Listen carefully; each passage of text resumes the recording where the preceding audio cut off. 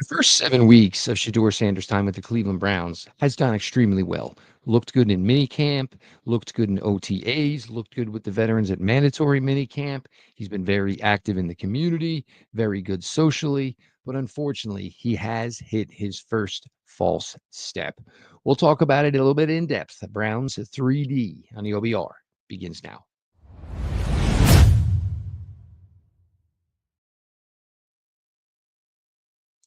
Welcome back, my friends, to the show that never ends, your daily delivery of all things Dog Pound Browns 3D on the OBR streaming network. I am your host, Jeff Lloyd. We appreciate all of you who come on out every day in support of us here at the OBR, whether it's reading the incredible written content from our fantastic group of writers or joining us every evening at 6 p.m. Eastern for the OBR streaming network, beginning with Browns 3D. Come on back, stick around for 7 o'clock. Brad Ward, Casey Kinnaman, all eyes on Cleveland. Make sure you subscribed to the OBR on YouTube. Make sure you subscribe to the OBR over on Twitch. Now, the news first broke late yesterday afternoon. Apparently, Shedeur Sanders, Monday night into Tuesday, got issued a traffic citation in Strongsville, traveling in excess of 100 miles an hour. Spoke about it just a hair yesterday. Obviously, not a good look. Certainly not a good look. And not so much, him driving the rate of speed he is. It's just all, unfortunately, the other things that could have possibly come with that as well. Now, word broke out today on Thursday that Shedeur Sanders earlier in June had been stopped for speeding in Medina. Apparently, the court appearance was on June 16th, but this is what most people are not reporting to you. The court appearance, yes, was on June 16th. Shedeur Sanders was not in attendance. He was in the building in Berea that day. If you know, there was video of Shedeur with one of the young campers the Browns had. Now, Shedeur Sanders has until June 23rd to pay the traffic ticket. So as much as you don't want any of your players driving around, and certainly driving around at excess 100 miles an hour, at the end of the day, this is a minor transgression. And let's just leave it where it is. Certainly, the Browns have had issues in the past with players driving at a high rate of speed. Certainly, there have been other Cleveland athletes who have had the same issue of driving at a high rate of speed. He would be referred to as the king in these parts. Now, while this is not the best look for Shedeur Sanders, and I am sure the team will sit with Shedeur and kind of just talk through it the way you would any young person where this situation comes up. And this has nothing to do, this will not affect, this is not going to change whether or not Shedeur Sanders, where he stands in the pecking order at the quarterback position, how the Browns view him as a potential quarterback fit for the 2025 season. People get traffic citations. People, when they were younger, probably tested the limits a little bit more than they should have.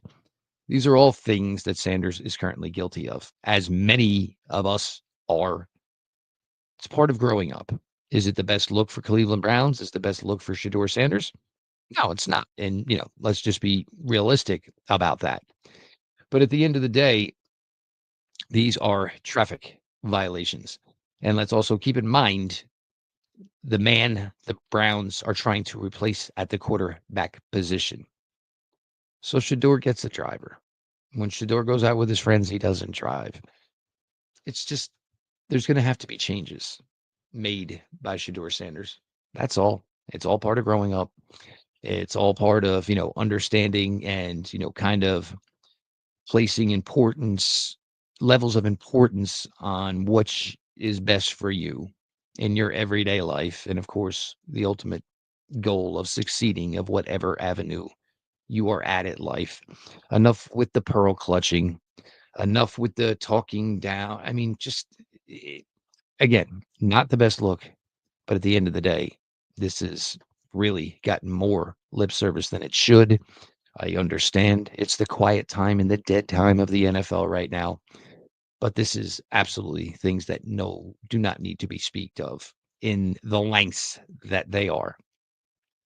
Shedeur will pay his fines, probably have some sort of dues to pay for getting two tickets so close to each other. But again, this is just wasted time, wasted breath at this point. The Browns did make a roster move today, and a little bit of a surprise, not on necessarily who they brought in, but on who they actually released from the roster. 28-year-old tight end Sal Cannella has been brought up to the 90-man roster for the Cleveland Browns, signed to the 90-man roster. The Browns waived tight end Trey McKitty. Trey McKitty actually has been a pretty decent contributor in OTAs and in mini camp over the past couple of weeks. Never changed things to the point where all of a sudden we thought that maybe he was going to be a legitimate and viable option for the 53-man roster. So they bring in, of course, now Sal Cannella. Sal Cannella started his collegiate career the JUCO route, ended up playing 3 years at Auburn. You know, little success. I don't think he had more than 13 receptions in his time at Auburn. I believe collectively there were 5 touchdown receptions. Most of those were, short red zone, short goal line play actions. But another body into the tight end room, which should be dominated, of course, by David Njoku, and should hopefully have some, fun dividends as we all watch the growth of offensive weapon X, is what I'm gonna call him, I guess. Harold Fannon Jr., as we are just gonna wait to see how he can, find his way here in Cleveland in a variety of ways. And again, as we spoke yesterday on Harold Fannon, it's a very exciting thing to have a player that brings the versatility to a position that he brings. But with that, it's also a lot of learning that you are going to be asking of one of the youngest rookies in the NFL currently.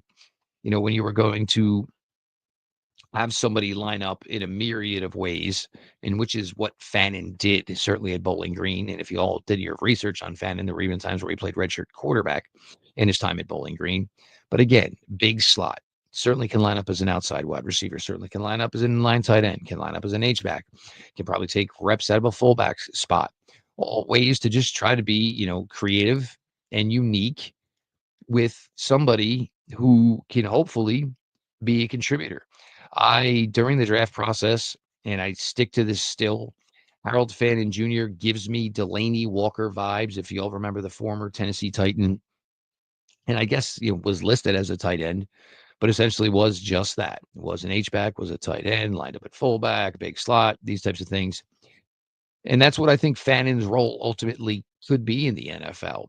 And again, as a 20-year-old rookie, soon to be 21, it's hard to put a large amount of expectations on Fannon, especially making the jump from the MAC to the NFL. It's not a question of whether or not he belongs here, and he certainly proved that against the Penn State team, certainly proved that against the Texas A&M team. But tight end development in the NFL is not as smooth as one would hope. Not everybody comes into the NFL and dominates like Brock Bowers did last year with the Las Vegas Raiders. So we just continue, of course. And you kind of just, hope for the best as, Fannon obviously has a great person in front of him that he can study. He can kind of see some of the things that David Njoku uses that work, as a win in route running. All things that, Harold Fannon is going to try to emulate. And also with the understanding, he just is not the God overall gift of an athlete that David Njoku essentially is. The talk for the next month is certainly going to be all about the quarterbacks. And everybody's just going to continue to talk about the quarterbacks with no news to speak of, which should make for some fun conversations, right? But again, Flacco, Pickett, Shedeur, Gabriel. I don't think anybody knows what's going to happen. I think we all have our, hypotheses of what we think may happen or how it will break out. The questions certainly, who starts week 1? Who starts the most games? Do they keep 4 quarterbacks? And, again, I will stay on record, please do not keep 4 quarterbacks.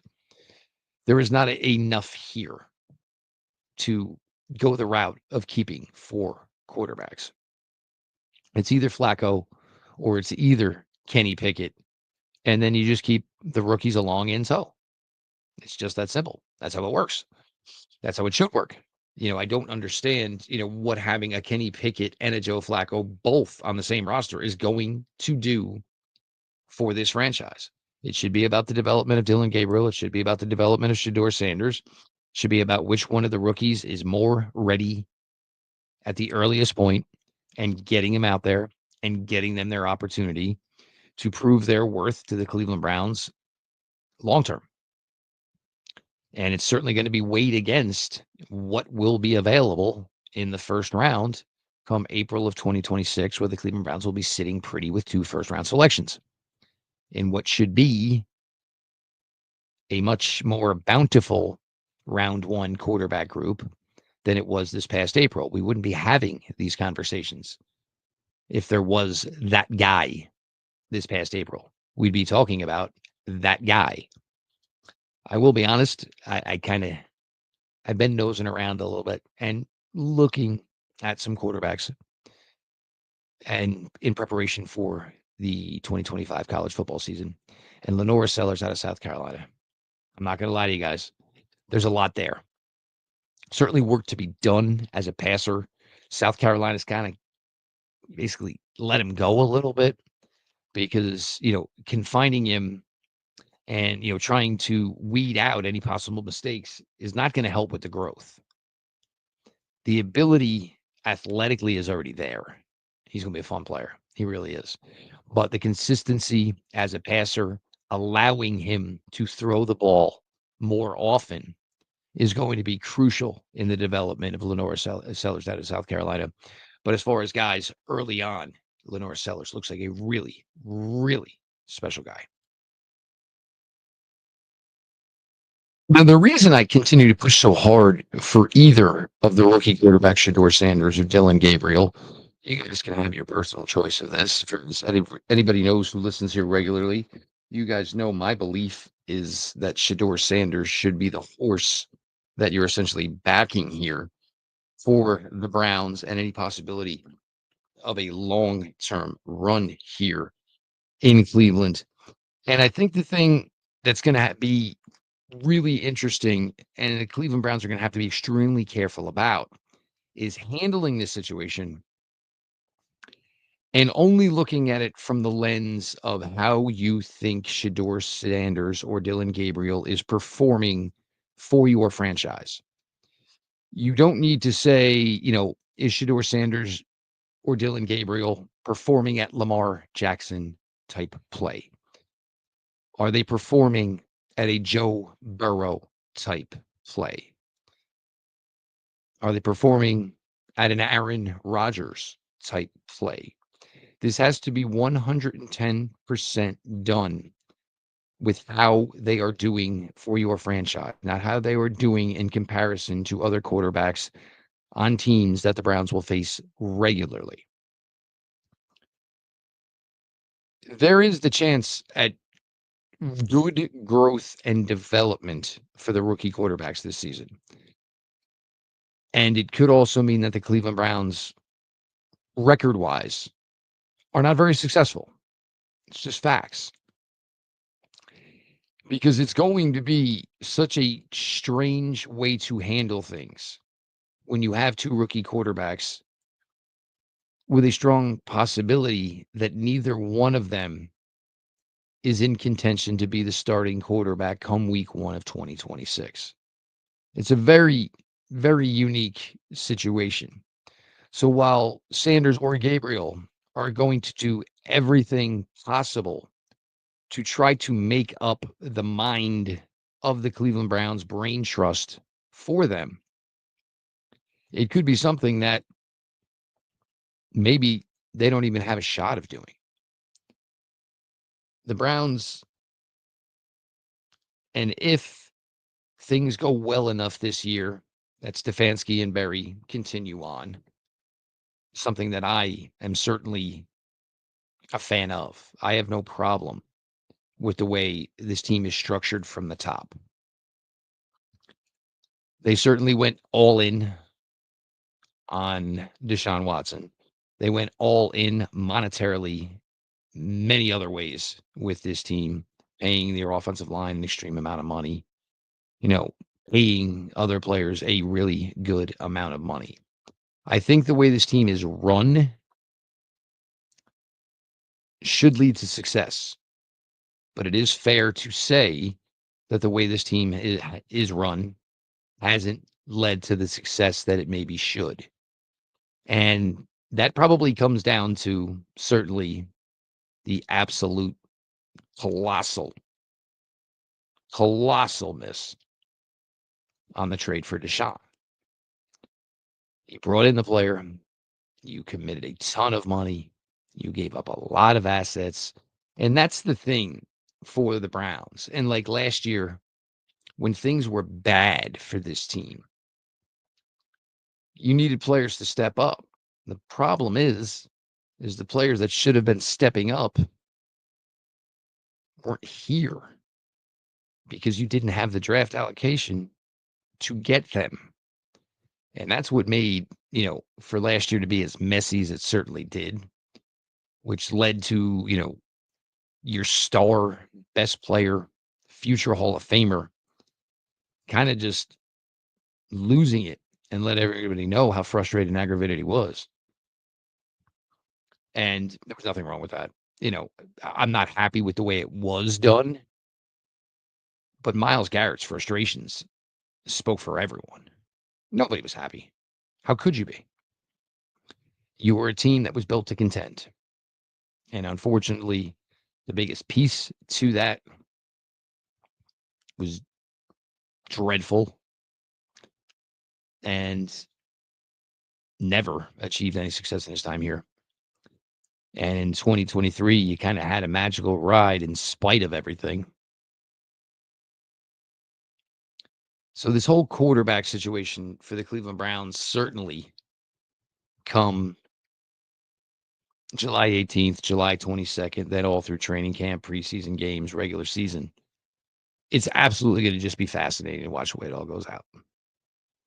If there could be a documentary done, that would be a fantastic one to cover, is just the ins and outs of the Cleveland Browns quarterback position here in the 2025 NFL season.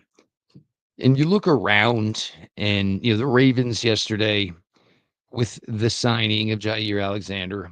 Alexander was a player I absolutely loved coming out of Louisville in the 2018 draft. I actually liked Jair Alexander more than I liked Denzel Ward. I had zero issues with the selection the Browns made and the fact that the Browns felt higher on Ward than they necessarily did on Jair Alexander. But him going to Baltimore, and the whole question right now for Alexander is health, consistency. How often can he be out there? And, the Ravens, you kind of look at the way they're kind of built right now. And it's certainly, it's not so much just the Lamar show anymore. The acquisition of Derrick Henry, which was still one I don't see the overall need for it. It was an opportunity, again, where Henry felt Baltimore was a good option for him. So that's where he ultimately ended up. But you look at it and, we all know, Browns fans know. You guys know the Ravens well. We all know the Bengals well. We all know the Steelers well.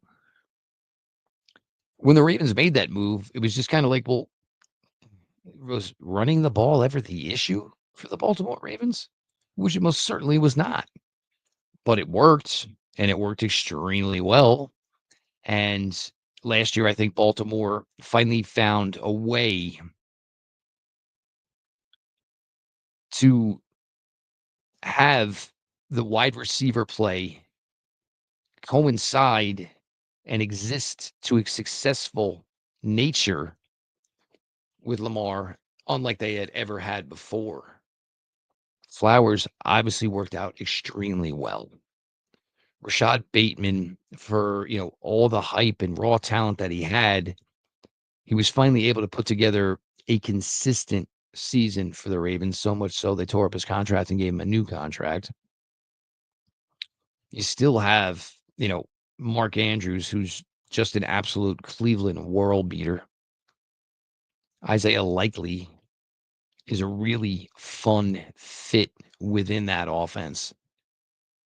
This is very much Baltimore's division to be had. And, without bringing betting lines into it, I'm assuming the Baltimore Ravens are an extremely, extremely high selection to win the AFC North this year. But I do, when we speak about the Ravens, and I kind of would probably say the same thing for the Buffalo Bills as well. Lamar and Josh Allen, as great as they are, when do the conversations get to the point of, well, when are you going to take your team to a Super Bowl? And again, it's not trying to knock either guy, but it's just that both guys are so good that you would think this is a time where Super Bowl is the expectation for a Josh Allen-led Buffalo Bills or a Lamar Jackson-led Baltimore Ravens. Granted, they've got to get through each other each and every postseason to even have a possibility of that. They certainly have to find a way to get through Patrick Mahomes and the Kansas City Chiefs. And Pat doesn't look like he is letting go of being the quarterback of the top AFC team anytime soon.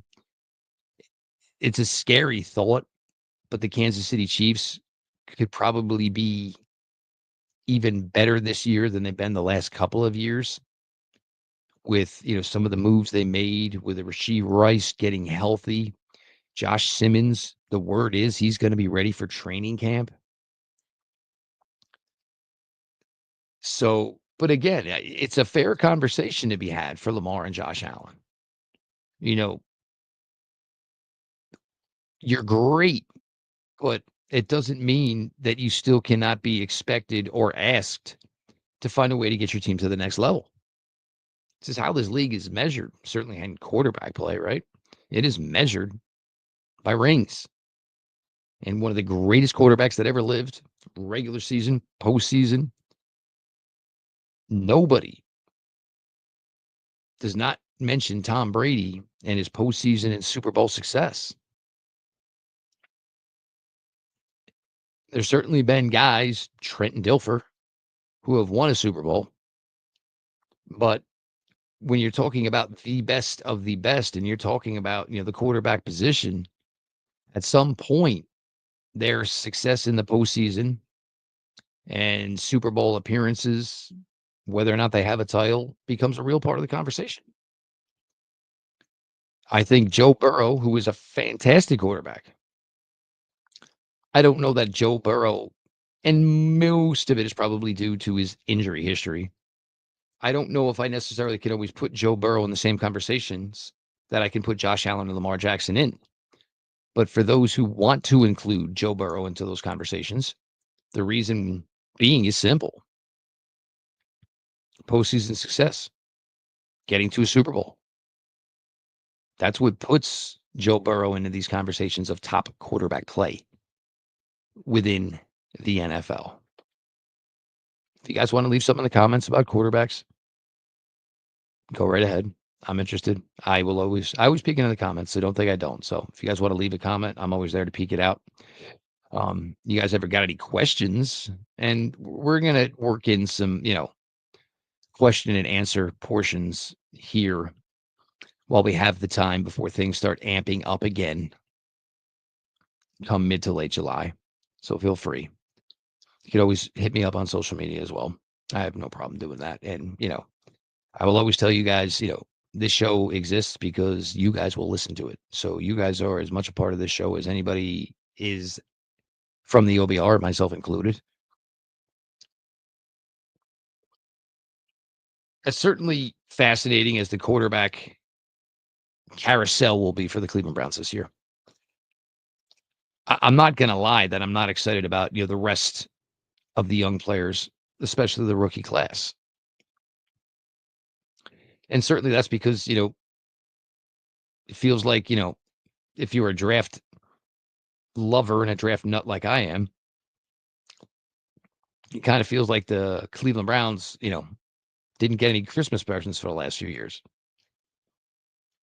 But watching, Mason Graham and, monitoring his early development to mid-season to the end of the season and seeing, if he can become this well-rounded defensive tackle who can contribute in pass rush, can be the difference that the Cleveland Browns can be much, much improved in run defense here in the 2025 season. Watching Carson Schlesinger, who I think should just be outstanding, even though it is only 1 year of legit college experience as a starting linebacker, which makes me think again, this is something I've talked about in the past. I really think there is another Carson Schlesinger jump coming. He's the size, he's got the athleticism, he has the read and recognition ability that just tells you, once he gets a little time in the NFL and gets acclimated to the NFL speed, Schlesinger should just be an absolute animal. Judkins and Sampson, and as difficult as it is knowing the Nick Chubb era is over and Nick is, on to the Houston Texans, it was time for some new blood, younger blood, and younger blood who certainly have their own resumes that speak for themselves. Whether what Judkins did his first 2 years in the SEC down in Oxford at Ole Miss, or what he did as part of a fantastic running back tandem this past fall in Columbus with new Patriots rookie running back Travion Henderson. Dylan Sampson, as much as I liked the quarterback down at Tennessee, who is now at UCLA, Dylan Sampson was the constant for that Tennessee offense. Runs hard for a guy listed at his size. He is faster than you think. He runs with a little more physicality than you would think. We've talked about Fannon and, what you think could be there, certainly for him. The quarterbacks, which, again, this is going to be the topic of everything Cleveland Browns from the time training camp opens till the time the curtain closes on the 2025 season. Is certainly going to be the way this quarterback room shakes out, works out, who looks good, who doesn't look good. Knowing that the Browns have a better than not opportunity to truly get their franchise guy if neither rookie can change their mind in April of 2026. As always, we appreciate everybody for all the support here to us here at the OBR. A lot of great content coming out continuously, even though we're a little bit more of a quiet time of the year. We did a whole episode on the wide receiver trade target article that Brad Ward wrote the other day. So if you haven't got to that, make sure you go ahead and check all that out. We appreciate you guys coming out to the OBR streaming network every night at 6 o'clock, beginning with myself and Browns 3D. Stick around, 7 o'clock, Casey Kinnaman, and of course, Brad Ward with All Eyes on Cleveland. Make sure you are subscribed to the OBR on YouTube. Make sure you are subscribed to the OBR over on Twitch. And this has been your daily delivery of all things dog bound. And we will talk to y'all tomorrow.